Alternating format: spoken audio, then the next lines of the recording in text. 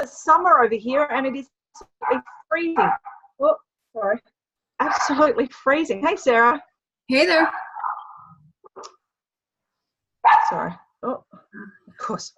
Didn't you say on a call the other day your dog started barking, Sarah? Mine's just decided to go nuts. Excuse me 1 second. Sure. Good. All right, Karen, I'm making you a co-host. All right. Hello, everybody. Hey there. Dallas, nice to see you. Did you get a haircut? Yes. It looks pretty. Yeah. I got more layers put in. A couple inches, it looks like, right? Like just an inch, but he put layers in. I wanted more bounce. Ah. He said instead of looking like a blanket, like a cut blanket. All right. Hey, Michelle Callison, how are you? She's on mute. Lauren, Dove. All right. Karen, you're back. You are co-host. Okay. All right. All right, everyone. Welcome to our Smart Lady Marketers call. My name is Sarah Bailey, leader of this, fearless leader of this group. And we have so many amazing women in our Smart Lady Marketers group. And tonight we have a special guest speaking to our group. Our group, as you know, is a group of women entrepreneurs from the local Marketing Vault group. And we're here to help you with mindset, with, well, I got to turn my volume down because somebody's got some background noise on. Okay. So here to help you with mindset, sales strategies, confidence building, helping you go from starting your business to just really taking off and getting all the clients that you want to get, achieving the income you want so that you can do the things you want with your life and get the freedom that you want. So we don't do, we do everything in this group up until the point where you are able to close a client and bring them on board. But if you want extra help with monitoring campaigns or your analytics from Facebook ads and things like that, you'll take those questions to the Smart Marketers group. But here in this group, we offer support, encouragement to women who are launching their businesses. And so tonight, it is my sincere pleasure to bring to you a guest speaker. Her name is Karen King. You might know her from the Smart Marketers group. She comes to us from the land down under in Australia. And right now, I believe they are experiencing summertime, right? Well, you wouldn't know it today. Is it cold? Oh, it's crazy. But yes, it is summer here. Okay. All right. So yes, it's summer where she is. And I've been to Australia before. It's a wonderful country. People are just the nicest people. But Karen has been in the vault for over a year now, right, Karen? No, just about 6 months. That's it? Yeah, that's it. Okay, great. So Karen is one of the coaches in the Smart Marketers group, and she's been bringing in lots of great people into LMV. And, Karen, I don't know much. Can you tell me a little bit about your background before the vault? Like, what did you do before this? Yeah, so I've done so many things. I'm definitely not one of those people that gets in a job and stays there for 20 years or anything. So I've done all sorts of sales. I've done retail management. I've done direct sales, in-home sales. Over recent years, I had a cake decorating business, a bricks and mortar type business of my own for 5 years, and absolutely loved it. But just got to the stage where I was burnt out. So so we made a big change a few years ago, and have been trying to build an online business and struggled for a long time, and then came on board with Local Marketing Vault about 6 months ago, and the rest, as they say, is history.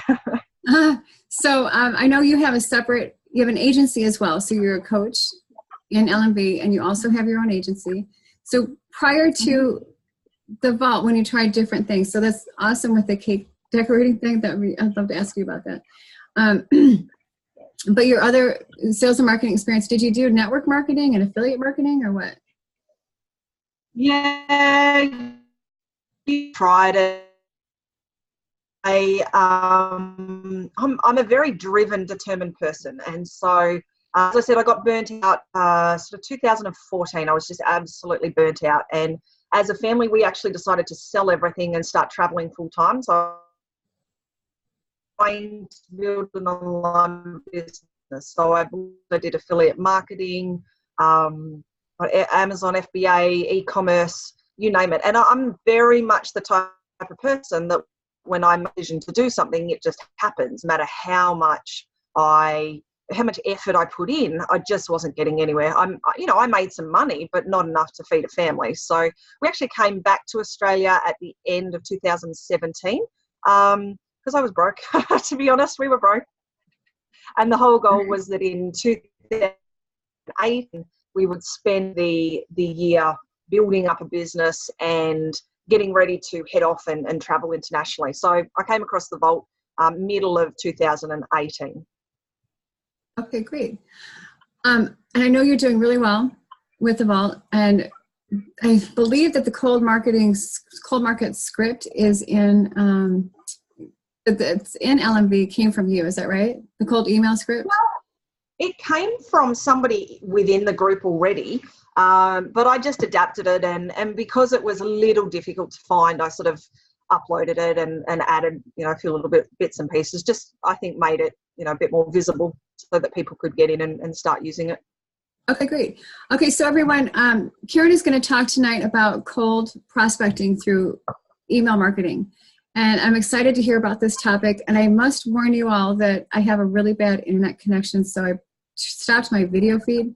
We are having an ice storm right now. So I'm going to let Karen take over. She's also a co-host, so if I get dropped, you guys should still be able to stay in. And then I can pick it back up when I can get back in. So we'll get it all working out. So we'll work it out. So I think it might even be a shorter call. So she's going to talk 20 or 30 minutes. And you guys, if when you have questions, put them right in the chat box, or you could wait until the end and ask them then. But go ahead and put them in the chat box as they come up for you. So Karen, go ahead and take it away. Awesome. Well, hi, everybody. I haven't actually made it onto one of these calls. I've watched all of the replays, but I do probably 10 calls a day as a coach. So typically I would be on the phone right now doing calls. So yes, I haven't actually made it to a live one. So nice to meet you all, and thank you for joining today.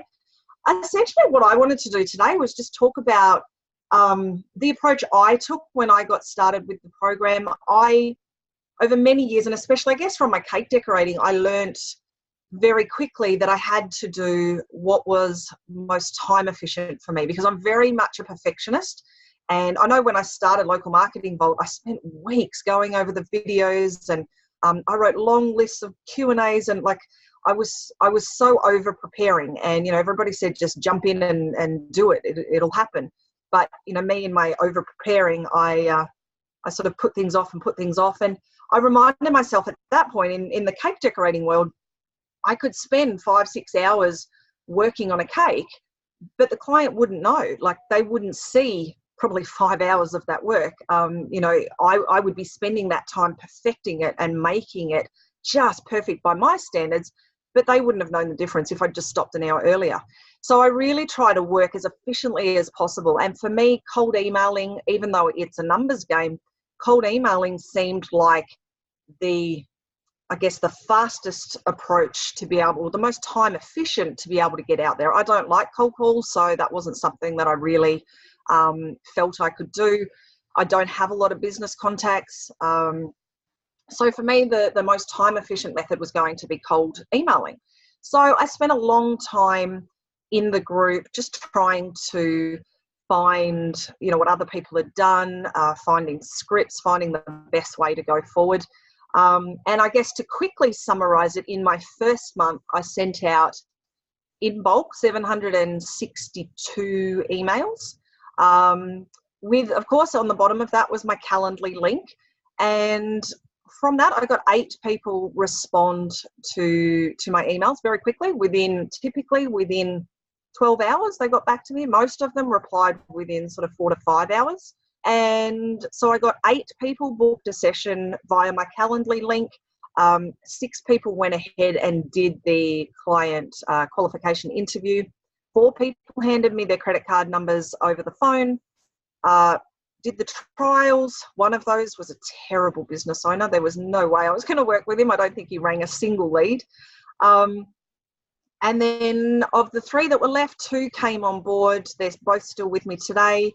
And the one that said, no, thanks, Karen, I can do it myself, she actually rang me in January and said, I need your help. Please start doing my marketing for me. So yeah, that's kind of the overview of how the process, how my first month worked. Now, I do have to say I've been really busy for the last few months with coaching calls. We put, a lot of hours into coaching, and I really love reaching out to people that are looking at this opportunity. I love being able to bring people on board because I love this program. I believe in it. I know it works. So I've been really busy with that. But cold emailing is something I can do in between calls. So it is a very, like I said, efficient method. Yeah, you get yeses. I mean, yeah, you get no's, but it's easy to send out bulk emails very, very quickly. So if you get a no, it really just doesn't matter. And I guess at the end of the day, if you're getting, say, 2 clients for every 762 emails you send, then why wouldn't you send that many every day? Yeah, so that's kind of an overview of what I did. And I guess I just wanted to jump into the process that I went through. Feel free to ask any questions, as I'm going through each section. I guess to me, it seems like quite a simple approach, but like I said, that's because I need it to. I've designed it that way so that I can kind of send it out there and everything's kind of automated as much as possible. So is there any questions at this point in time of things that you would specifically like me to cover as I go? Feel free to add those into the chat box, and I can cover those off as we go. Essentially, though, the first question that I often get from people about cold emailing is where to get the emails. Now, James and Jason tell you in the training that you can buy lists. You can, there's lots of sources from where you can get them. For me, I went on to Freelancer, I think it was, Freelancer or Fiverr, one of those, you can use them both. And I just put up a job that said, I want somebody to data scrape a website and get contact details. So we have a big website here in Australia, and I'm pretty sure it's in the US and Canada and other countries as well. So just the Yellow Pages. Huge, like that's our big business directory here in Australia. And I could see that there was 3,800 wedding photographers in Australia. And I didn't want to sit there and sort of, copy and paste each email myself. I didn't have the money I didn't want to go and spend $100. At the start, I didn't have the money to do that. So I went into Freelancer. I'm pretty sure it was Freelancer. And I just put up a job. I said, this is the website. This is what I need. Let them bid. And I'm pretty sure it was like $10 that I paid somebody. And within, I think, 24 hours, they came back to me with a list of 3,800 wedding photographers. Now, not all of those had email addresses. I think we had maybe 2,000 email addresses in that.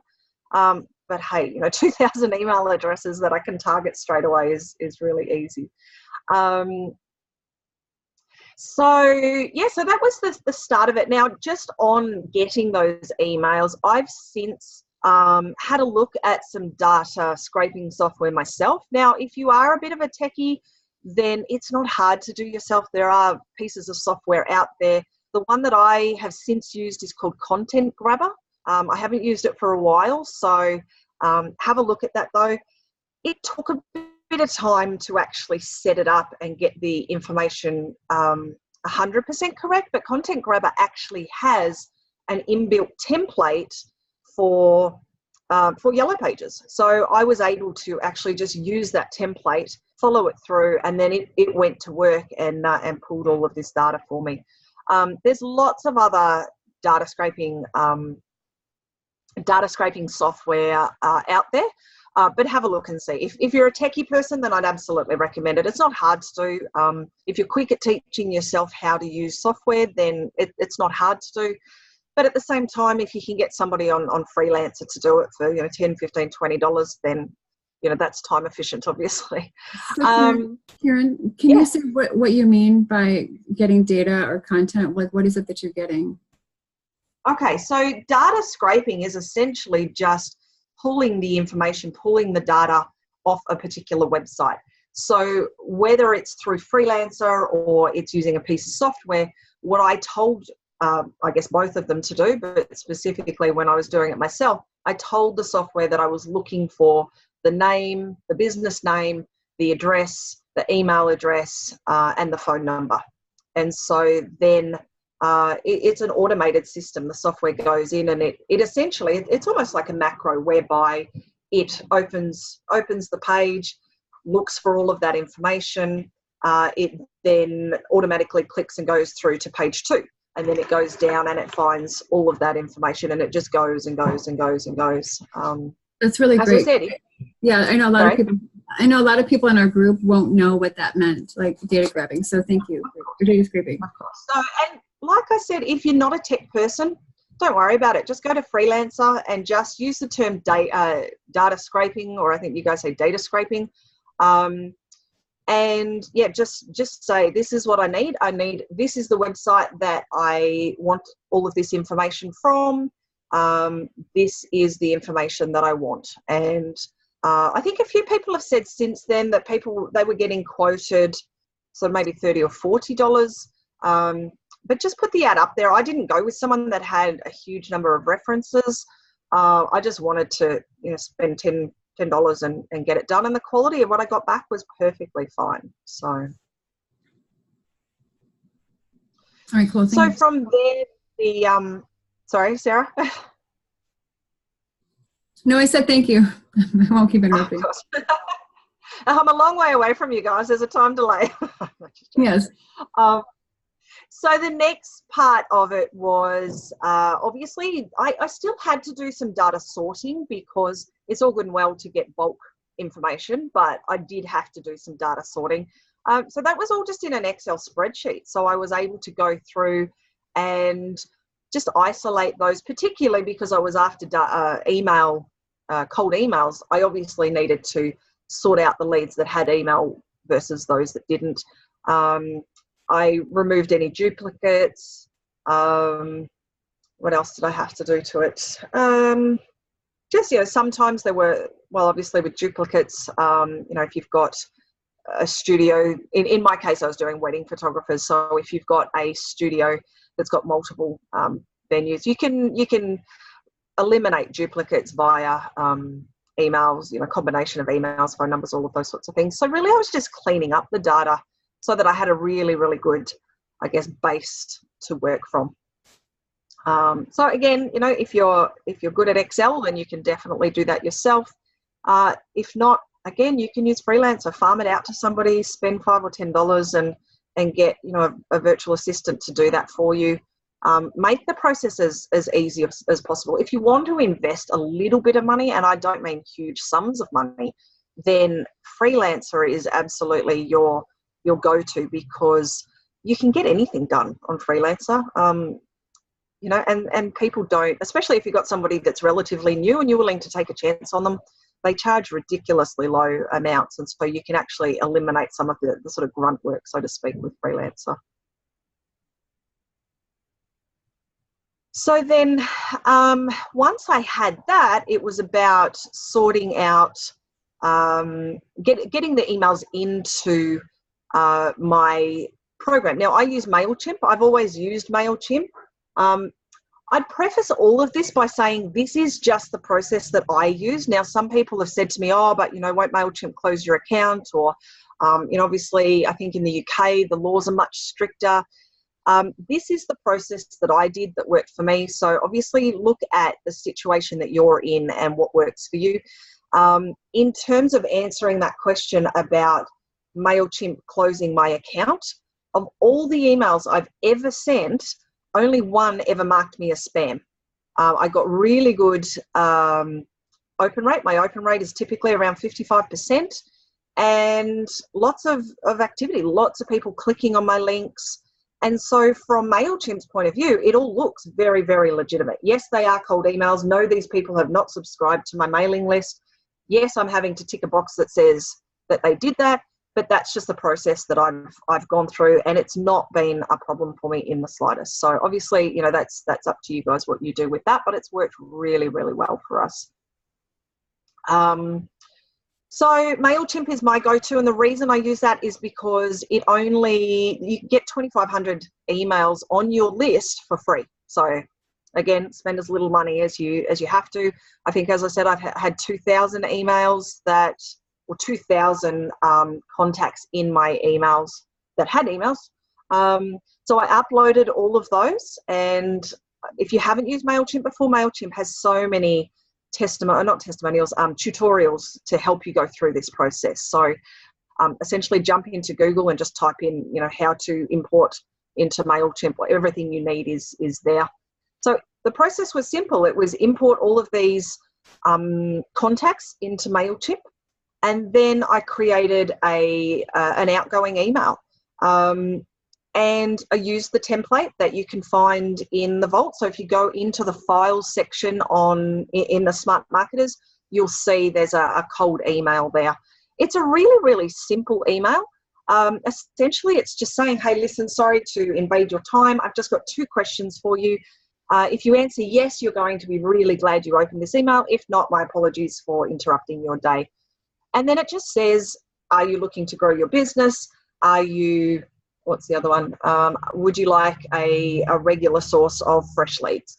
And then it goes in to say, I'm looking to partner with somebody. It talks about the fact that we work one-on-one with people, that we generate leads.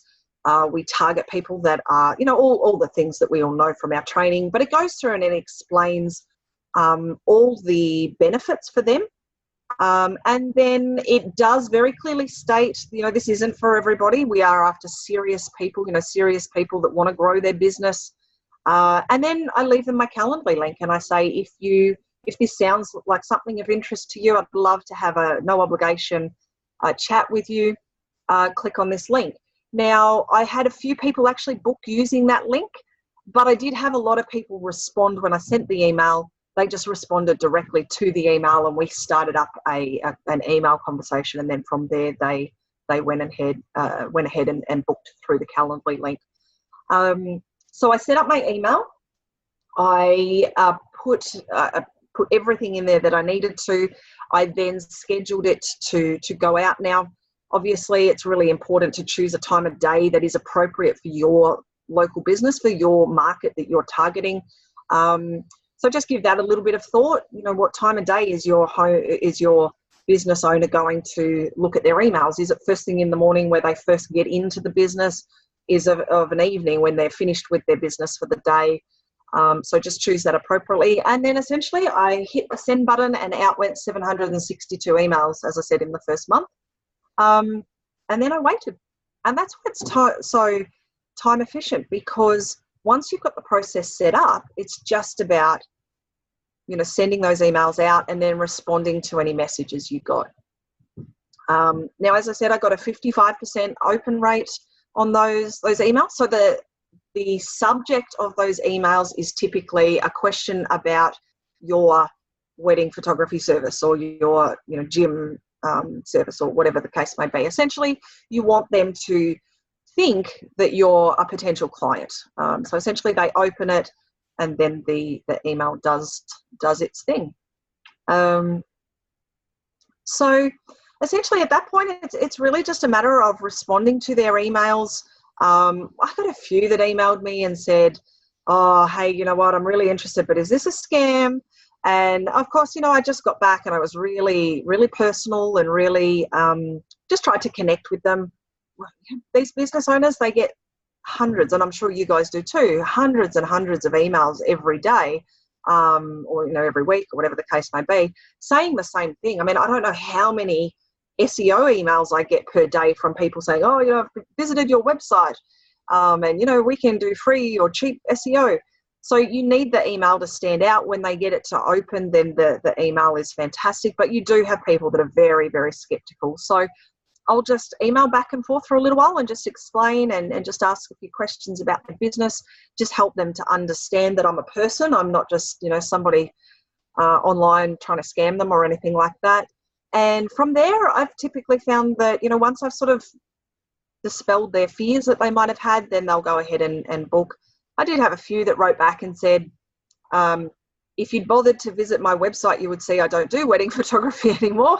So I just responded and I said, oh, look, thank you very much. You're still listed on the yellow pages under wedding photography. So, perhaps that's something that will help your business to take you off that. So tried to turn that around into a positive for them as well. I got one that got really upset with me, but just wish them a nice day. As I said, it's a numbers game. And so it's essentially, if you, like I said earlier, if you're going to send XYZ number of emails at a time, then it's just a numbers game. It's like picking up the phone. That's why James and Jason do the 10 call challenge. If you pick up the phone and call 10 people each day, then you're going to get results. And yes, there's going to be people that say, oh, this is just another one of those scam emails. But there's also going to be people that will say, hey, you know what, your timing was absolutely perfect. I've been thinking about this, and then they'll jump into a spiel selling themselves on why they need you. And that's giving you the information you need to then relate with them and get them on a call, so then you can go through that process. So now I'm just going to check the questions, because there are a few questions there. What email system are you using? So Dallas, MailChimp is what I use. There's so many different ones out there, but I just love MailChimp because it's free for under $2,500, and then it's maybe $10 a month or something after that. So I'm all about paying as little as possible, especially in the beginning when you're building your business. You don't want to spend huge amounts of money on something that you haven't done before. So hey, Karen, do you follow up? Sorry? It's okay. I'll do the chat questions for you. Okay, no worries. Good. I'll be your secretary. Okay, thank you. Yeah, all right. Do you do follow-up emails, and how many? So it's something I've played around with a bit. I would like to do more, because I really believe in, we all hear about it needing 7 or 9 touches or whatever it is this week. So I think it's really important that you do follow-up calls. And, as an example, if anybody's used Howdy, I think even if you haven't, the idea is that you're scheduling regular calls or regular follow-ups, so that, if they don't answer the first or second time, they might answer the third, the fifth, the seventh, whatever the case may be. So I have done it a little bit, not as much as I would like to, but I would definitely recommend it, because what you want to do is be seen as someone that is giving value. And so, the first email is, hey, this is what I can do for you. Then it might be another email that says, talks about, how hard it is to get clients if you're not on the first page of Google. Oh, and by the way, I'd really love to have a chat to you. And give them information, give them things that are going to help their business, because it's going to help them. It's going to be valuable. They might open your next email if they don't respond to you today.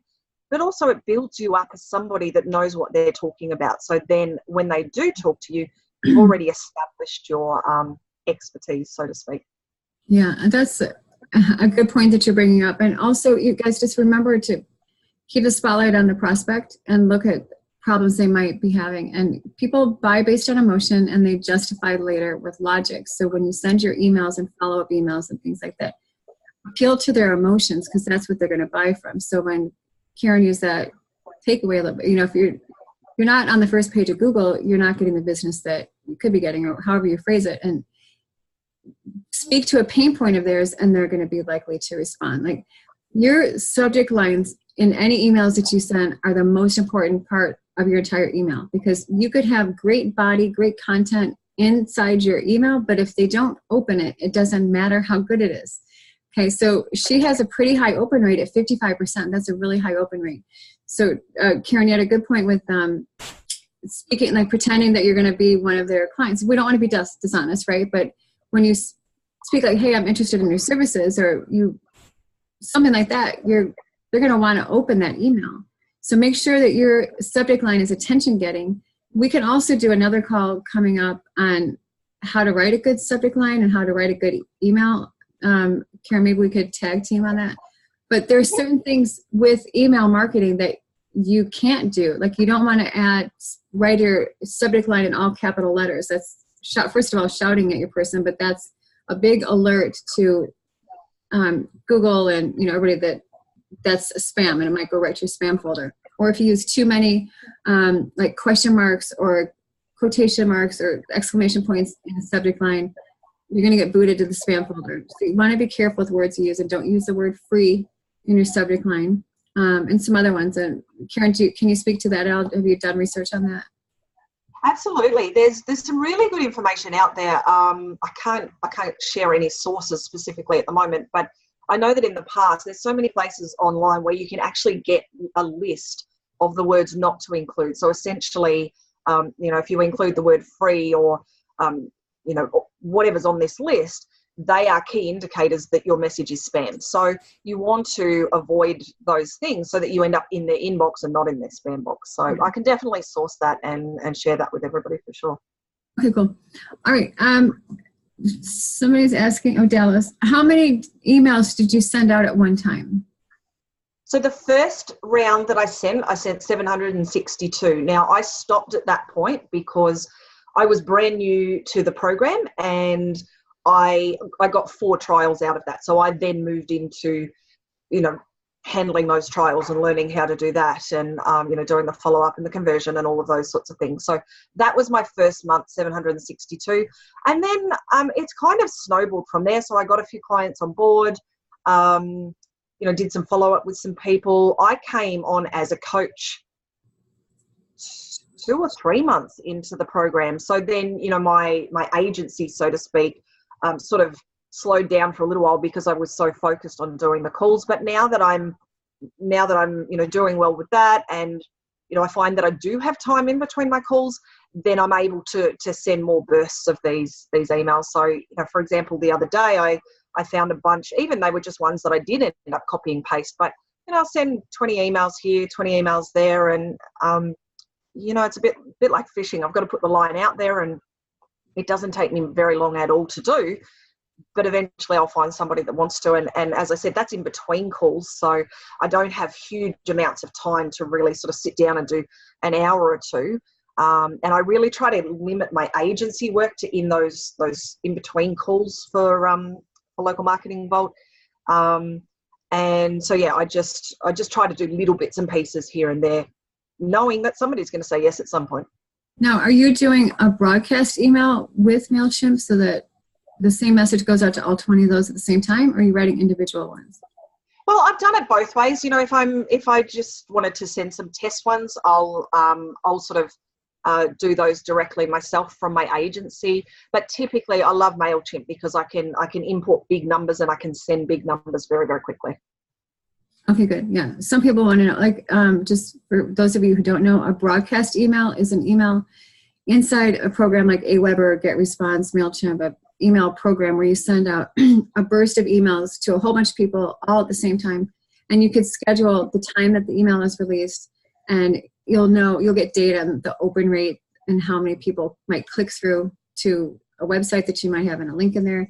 You'll have emails that bounce back, and there's a whole bunch of stuff. So those email programs can be really good. Okay. And sorry, Sarah, I was just going to say, what I do love about doing it that way is you can see who's clicked on your, or who's opened it, but also who's clicked on your link. Now, someone that's clicked on your link, that's someone you want to jump on the phone with, the next day and say, oh, hey, I sent you this email yesterday. Did you get it? I would avoid saying, oh, I saw that you opened it.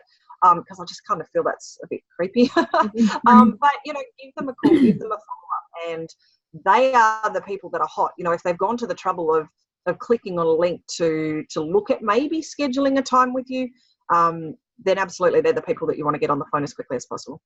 Yeah, those are the most interested. So that's great. Those would be the people that you would follow up with on a more regular basis for sure. Yeah. Right. You're right. They're one step closer. When you... when somebody responds to your email and they email you back or they call you or they click through, what is your next step with them? Are you having a conversation with them on the phone? And if so, are you doing the client qualification interview or something else? So my goal is just to get them to book a time on Calendly, and then absolutely the client qualification interview, so to speak. Okay, so when they do book a call, that is for that CQI. Client. Yes. Okay. And then I just go straight into that and go through the L&V process. Okay, good, awesome. And I imagine you do the same thing I do when you interview people, is that you're looking for a need or a problem they have, right? That your business can solve. And you might start out thinking that they want lead generation for their wedding photography business, but you might, in the course of interviewing them and doing 6 circle close or whatever you're doing, that you find out they have other needs as well, like a website design or redesign or something like that, right? Yeah. So you're looking for other things that you might be able to help them with, and that's great. Yeah, Great for your I use business. sorry, Sarah. Go ahead. I was just going to say, I use a CRM for my clients. So to track all of the people I've spoken to, I use, Freshworks, Fresh Sales. Essentially, I just found really early on that I just had, especially if I'm sending out 2,000 emails, I wanted somewhere to track everything. And so I'm pretty sure it's Fresh Sales. And so that's really cool because when I'm on a call with somebody, I can take notes. And I can make notes as they're telling me, this is what I need, this is what I need. And, we get talking about their website and problems that they've had and, all of these sorts of things. I want to close them on the trial. I really strongly believe in the trial because I know that once I get them onto the trial, then they've made that small purchase. So it puts them closer to becoming a client for me. But I know that I'm going to generate those leads. And luckily, to date, I've been very successful with the trials that I've done. Yes, some people have said, no, it's not for me. One person, as I said, one of the first people said, oh, no, it's okay. I think I'm just going to do it myself. And she's since come back to me and said, oh, how about you do it for me? Yeah. But it's really important to have really good notes on the people that you talk to. As I said, though, I'm closing them on the trial. I'm going to send you leads. We can definitely help you with a new website, email marketing, like all of those sorts of things. My focus has always been on getting them onto that trial so we can get customers now, get you some customers through the door, get some money coming in, and then we can, look at all of these other things. Because essentially, I just feel like with the trial, I'm able to get some leads out. And with the funnels that we've got, so many times I've been able to send leads. I turn the campaign on and I've sent leads within 10 minutes and I'm suddenly getting messages from my clients saying, wow, like how have you done that so quickly? Makes me look really, really good, and it makes the close much easier too. Awesome. Can you explain what you offer for your trial? Are you doing ad spend and setup fee and monthly agency fee, or how do you do your trials? Well, in the beginning, I just did $300. I would just say to them, look, I'd love to get you on a trial. Typically, I charge $1,000 per month with $300 in advertising spend because I was focusing on wedding photography. But look, you know what? I'd love to just show you exactly what I can do, exactly how this is going to help your business. So you know what? I'll waive my fee for the first 30 days or for the trial period. You just pay me the $300 to put towards ad spend. I won't take a cent of that. It will all go to the ad spend. And I'll just drive leads through to your business for the next 7 to 14 days. Since then, so that was in the beginning, I've recently changed that up. So I might do 200 setup, 200 ad spend, because I've started incorporating Howdy into the trial, because I'm sick of people saying to me, I didn't get any results. I'm like, well, you know what, if you actually pick up the phone and call them, then you might get results. So yeah. I now just do Howdy as a stock standard, but that's why I do the admin fee the setup fee, because that covers Howdy. Then I've got 200 in ad spend, and the other 100 for domain name and little bits and pieces. Yeah, but your time is also very valuable too. Like I think we could all be charging setup. Yeah, of course. And I've sort of ummed and ahed with that. As I said in the beginning, I just said no, that's fine. I'll do that, and I try to keep it as short as possible, 14 days sort of maximum. But I know that with the tools we've got and with the service I can provide, I've got a very good close rate. So it doesn't take me a huge amount of time in that period. So for the most part, with the clients I've brought on board, I have invested that time myself. But again, I've just recently started introducing the setup fee because I'm more comfortable now. Like I value my service a lot more now than I did in the beginning. In the beginning, I literally sat at my computer. My first 2 signups, I literally sat at my computer and read the client qualification interview off my screen because I was so scared about what I was doing and saying. But LMV works. You follow the process, and I laugh about that now. But I was so lacking in confidence, even though I've done sales and I believed in the system. I was scared because I didn't feel like I knew everything. As I said, I'm very much the over planner. So I just sat there and read through it. And now that I've got more confidence in my ability, then I can shake things up and go from there. Yeah, so I'm so glad that you brought that up, because so many people lack confidence when they start out, and that holds them back from even taking any action at all. But you obviously took action. How long did it take you? Like, how many calls do you think it took you before you were comfortable enough with doing those calls? Here's the silly thing. In the beginning, I watched all of the videos and I kind of binge watched them all. I was silly. I didn't download the overview checklist. So make sure you do that. It works. I just kind of binge watched everything, and I got myself really confused. And then on top of that, being the perfectionist, I had lists and lists and lists of, what if they say this? What if they say this? And I just kept going and going and going. And I got to a point where I said, you know what? I've just got to pick up the phone. I've just got to do this. And even the day I sent my first email, I was sort of, sitting in front of my computer going, I don't know if I can do this. And, I just hit the button and thought, well, I'll just deal with it. Because at the end of the day, there's so many business owners out there. And, if you muck up the first 1 or 2 or 5 or 50, it doesn't matter, because there's lots more businesses out there. What I found when I got on the phone was it was so much easier than I expected it was going to be. And then I promptly started beating myself up for just being so ridiculously silly and not picking up the phone sooner. By the time I'd done, probably even just after the first 2 interviews, I just felt so much more confident. And then once I'd done those first 6, I'd actually put my script and all my lists of questions, I put it to one side and I just spoke to them and really just tried to understand them, person to person. They're a small family-run business. How can I help you? Like, what is it that you want to do with your business, and why aren't you doing that? And what is it that you're missing that I can do for you? Obviously still going through those questions, still asking those questions and still looking for those red flags. But yeah, it didn't take, just a couple of calls. I was shocked at how quickly I got comfortable once I did actually get over my fear of picking up the phone.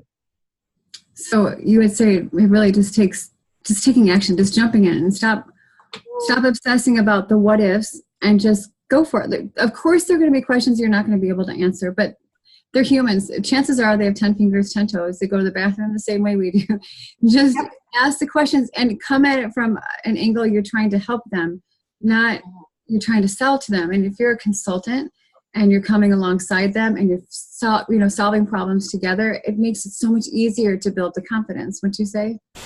Yeah, absolutely. And that's it. And that's also what I do with my coaching calls. I'm on the phone trying to help people, find what it is that they need. And that's the same with any sales. And that's what works really well, is finding the person's need and then being able to fill that need. And, don't get too caught up in not knowing, because I think the bit of information that I think is really valuable that we have in the vault is those statistics that James and Jason give us at the start of each campaign. So you can go to your client on that interview and say, go through the questionnaire and then say, well, the campaigns that we run for wedding photographers, and I always say we as in the group we,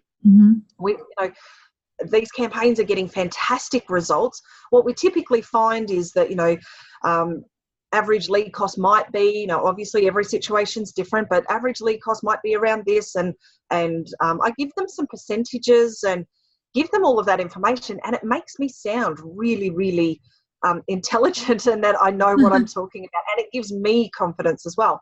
But if you come out and say that stuff, it eliminates, you sound so professional that it eliminates any concern that they might have. And it helps you establish rapport and helps you establish trust. So then if they ask you a question and you're not sure, you can say, look, you know what, I'm going to do a little bit more research about that and how it's going to work for your business. I'll get back to you with a few ideas on what I think is going to be the best approach. And by then you've established that trust. So they're happy that, in your head, you're going, man, I don't know how to answer this question.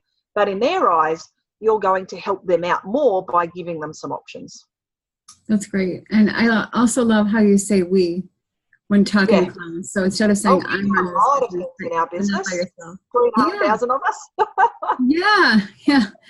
And you're part of the reason why it's growing. So yeah, But that's great. So that you are a team coming to them to help them out. And when they know that you're sincerely trying to help them, then it makes it so much easier. And you're just helping them to solve problems. And they sure. usually want the help.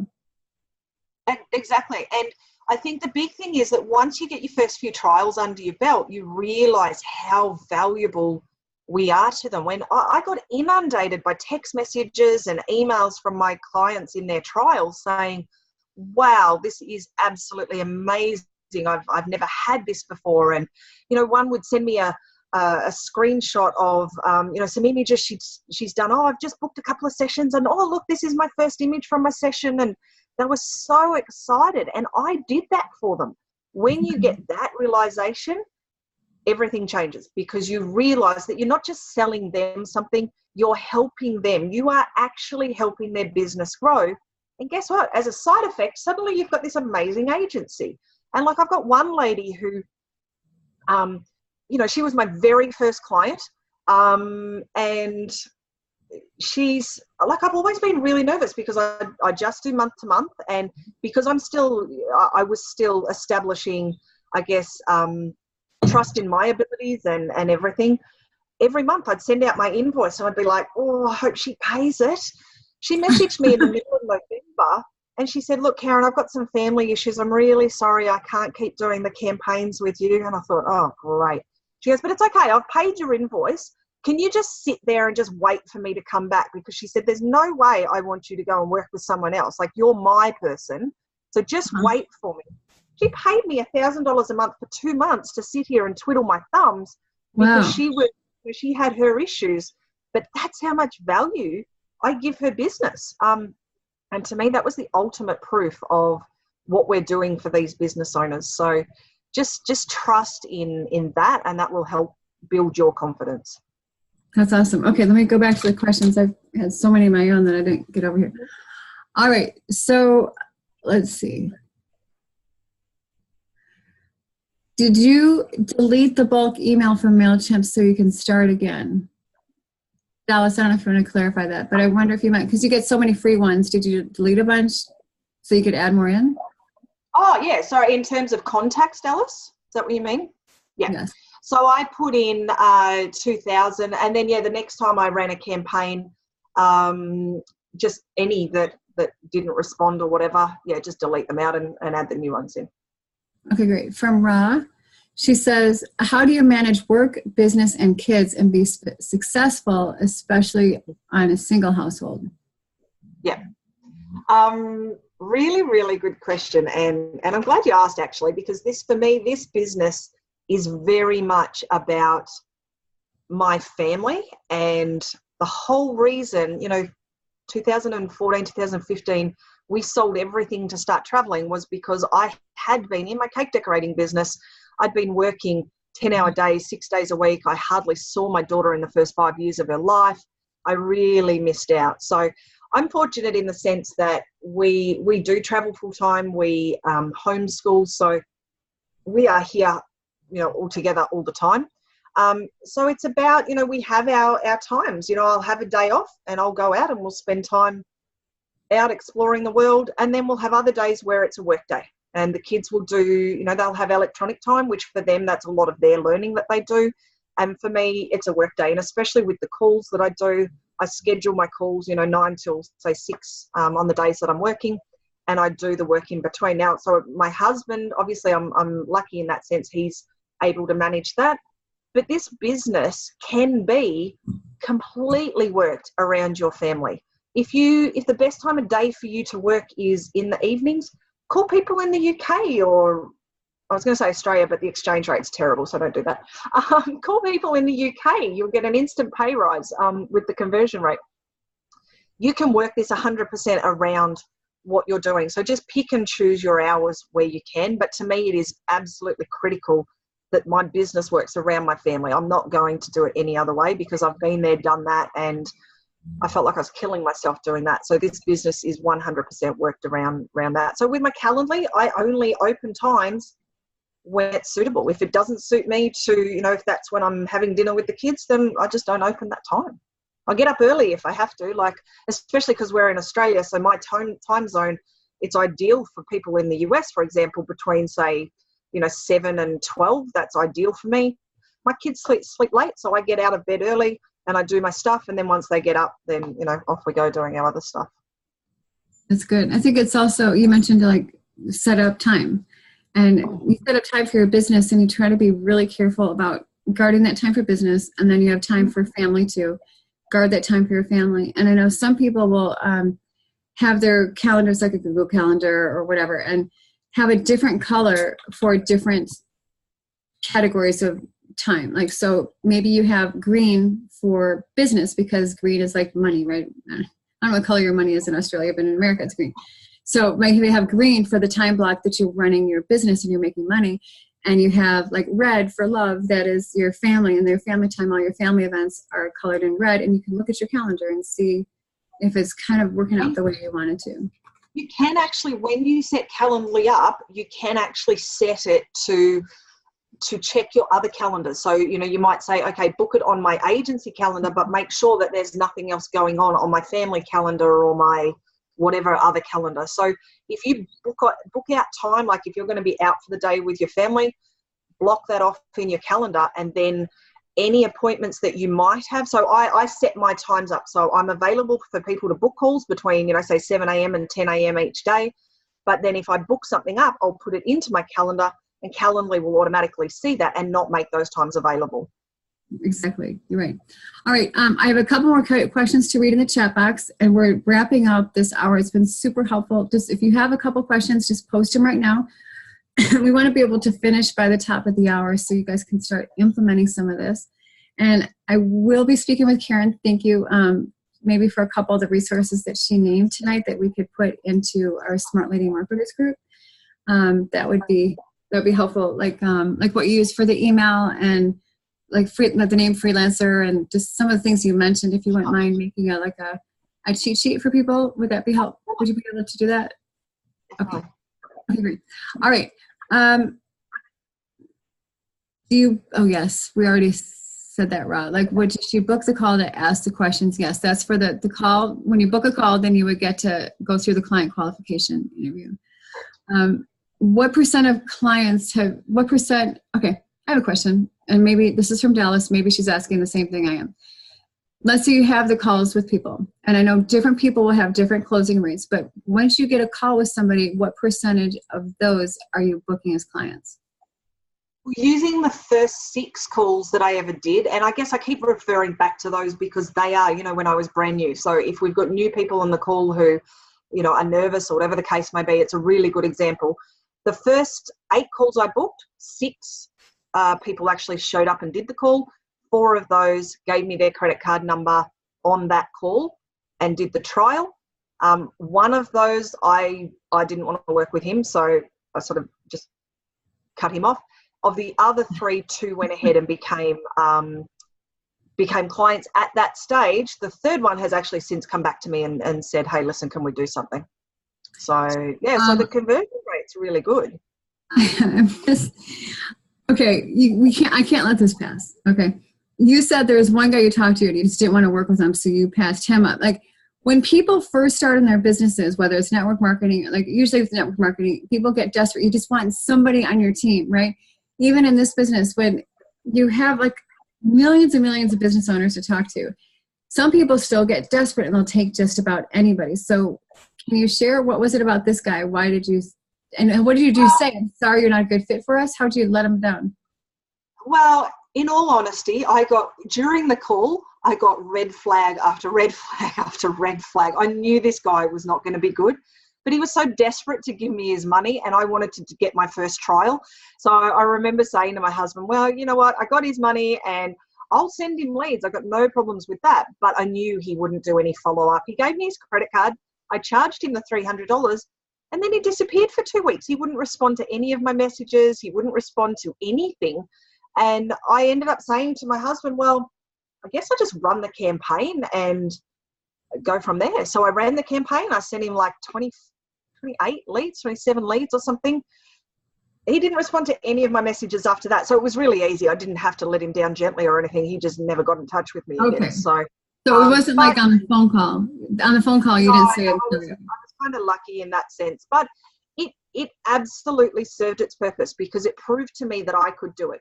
I did exactly what we agreed that I would do. So I didn't feel bad taking his money because he got 28 leads or whatever the case may be. I got the experience. We all benefit out of it. So. Okay. What CRM system do you use? Did you mention that, the name of it? Yeah, Fresh Sales, I think, is the one that they've got a couple of different pieces of software underneath their thing, but it's Freshworks or Fresh Sales. One of them sort of like the parent company, and then the CRM's under that. Fresh Sales, I believe, is the CRM. Okay, and they want to know, does it integrate with Gmail Calendar, Google Calendar? Absolutely. Yep, it integrates with Google Calendar, with your email, with everything. You can set up templates. I had a whole bunch of templates that I would save into the system, and I think it's maybe you do a 30-day trial. Their customer service is through the roof, and I think it's like $12 per month after that. So yeah, it's great. Really cost. Awesome. Okay, we're right at the top of the hour now. Any last minute questions from anybody? You can either open up your microphone or you can send a message on the chat. And while we're waiting for that, Karen, I want to say thank you so much. You did a great job tonight. My child is trying. No. The joys of working from home. Okay. All right. So anyway, but thank you for coming on tonight or this afternoon. Actually, tomorrow. You're here from the future, so we appreciate you coming back in time to see us. Yes. Okay. So it's Tuesday for us, and it's Wednesday for you. Yes. Yeah. I have a question. All right, Rod, you have a question? Yes. Okay. I can ask you a question. I have to. Sure. I have a question for you. I know you have recently incorporated your company. How long do you do business before you? Because I have like my first trial guy, right? And he was like, okay, so I put it in Wayback under Harris Marketing LLC, but I don't have the LLC for it. So I attached it to my business account, but I was like, wait, should I just, when they send me the money, do they just send me the money to my name, my Rahel Harris, or how do I do that? Like, do you incorporate it later or do you incorporate it at the beginning? Do you want to take that or do you want me to? Yeah, no, I can. So look, I use Stripe. My situation's a little bit more complicated because of the travels that we do. So I'm actually still in the process of getting everything finalized. So up until now, I'll send them an invoice via Stripe, or, I've got my domain name and I've got my website and all of that. So their emails come from Cabrosi Digital. Everything is set up that way. In terms of tax at the moment, I'm just putting that through all my personal tax. So you can just send them the email on behalf of your business name, and then from there get yourself set up. But if you do it through Stripe, you can grab their credit card details and put it through the system quite easily. It's going to be a bit different for you guys in the States to what we do here in Australia as well. Yeah, and in PayPal, you can do it as well. And Jason has a training video in the client getting section about accepting payments. And he goes over a little training for PayPal and Wave. And yeah, I have Wave. I was looking at it had just came up with because he did the e-check. And he was like, wait, do I put it in your name or do I put it in your company name, since are you like an LLC? And I'm like, wait, just go ahead and put it in my name. Yeah, you could have them just put it in your name. It's fine. You have a business, you keep your checking account separate, right? A business checking account. Yeah, I have two checkings account.